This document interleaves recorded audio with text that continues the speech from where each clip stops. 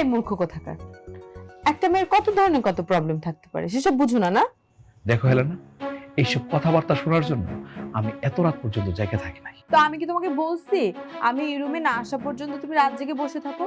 তোমার রুম, তোমার ঘর, এখানে তুমি রাত জাগবা নাকি বিড়াল নিয়ে বসে থাকবা নাকি ঘুমাবা সেটা তোমার ইচ্ছা। স্বভাব পরিবর্তন করতে পারলো না, না? এই জন্যই তো মানুষ কয় যে প্রেম করো তা ঠিক আছে, বিয়ে করো না তাহলে জীবন শেষ। তার মধ্যে যদি আবার অসামাজিক মেয়ে পড়ে তাহলে যে কোনো কথাই নাই, একদম আগুন আর আগুন, দুজক। কি বললা তুমি? হ্যাঁ, আই তুমি কি বললা? এত বোঝার দরকার নাই, সব হইলো আমার কপাল।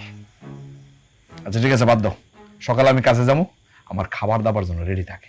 নাস্তা বাইরে থেকে খেয়ে নিও, আমার সকালে ওঠার অভ্যাস নাই। দেখো, তেরি বেরি করবো না কিন্তু, তুমি কিন্তু এখন আমার বিয়ে করা বউ, চাইলে অজুহাত দিতে পারবো না তুমি। এই শোনো, আমার বাড়িতে এখনো 5-5টা কাজ